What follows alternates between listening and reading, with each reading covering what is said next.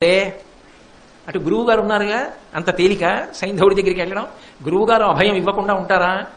చారులు వచ్చి చెప్పారు, ద్రోణుడు అభయం ఇచ్చాడు, దుర్యోధనుడు అభయం ఇచ్చాడు. దొరుకుతాడా సైంధవుడు? దొరకకపోతే గాంధీవంతో సహా అగ్ని ప్రవేశం చెయ్యాలిగా. నేను ప్రవేశించాక కృష్ణుడు ఉండడుగా. కృష్ణుడు ఉండకపోతే మిగిలిన అన్నదమ్ములు ఉండరుగా. ఉండనప్పుడు తాము దారుణంగా యుద్ధం నుంచి వెళ్ళిపోయినట్టేగా. దుర్యోధనుడు గెలుస్తాడుగా. ఒక్క సైంధవుడి కోసం ఇంత ప్రతిజ్ఞ ఎందుకు చేశాను అని.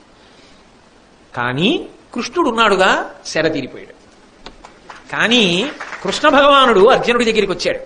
వచ్చి అన్నాడు, బావా, ఇందాక సంతోషంగా దేవదత్తం పూరించావు, నేను పాంచజన్యం పూరించాను సంతోష పెట్టడానికి. గాంధీవానికి నారి కట్టావు, టంకారం చేశావు, సంతోషించాను. ప్రతిజ్ఞ చేసే ముందు నన్ను ఎందుకు అడగలేదు బావా అన్నాడు.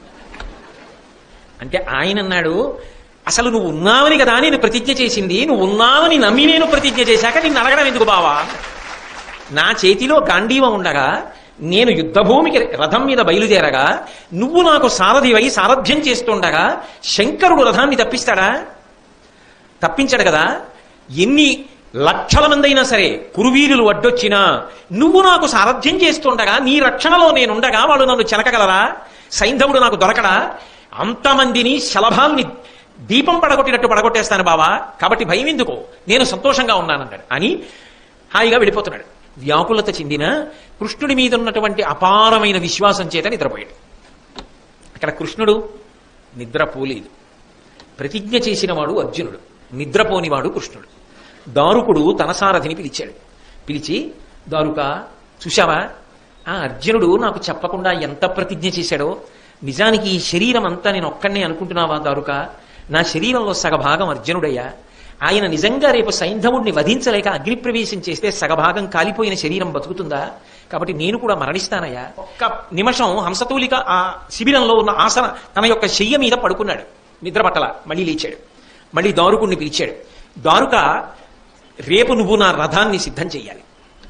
ఆ రథానికి శైబ్య, సుగ్రీవ, మేఘపుష్ప, వలాహం అనబడేటటువంటి 4 గుర్రములు ఉన్నాయి.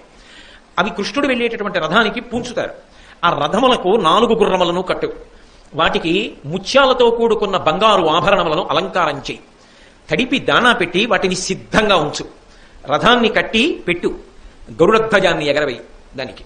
అంటే ధ్వజం మీద గరుడ చిహ్నం ఉంటుంది. అంటే సాక్షాత్ శ్రీ మహావిష్ణువు. గరుడ ధ్వజాన్ని ఎగరవేయి. నా సుదర్శన చక్రాన్ని, నా గద కౌమోదికని, నా ధనస్సు శారంగాన్ని, పాంచజన్యం ఇవన్నీ రథంలో పెట్టు. పాంచజన్యం నా దగ్గరే ఉంటుంది, వెళ్ళేటప్పుడు తీసుకెడతాను. నేను ఎప్పుడైనా యుద్ధభూమిలో పాంచజన్యాన్ని నాకు రథం అవసరమని నీకు అర్థమయ్యేటట్టుగా పూరిస్తే ఉత్తర క్షణంలో ఈ రథాన్ని తీసుకుని యుద్ధభూమిలోకి వచ్చేయి. రేపు నువ్వు నాకు సారథి, నేను యుద్ధం చేస్తాను.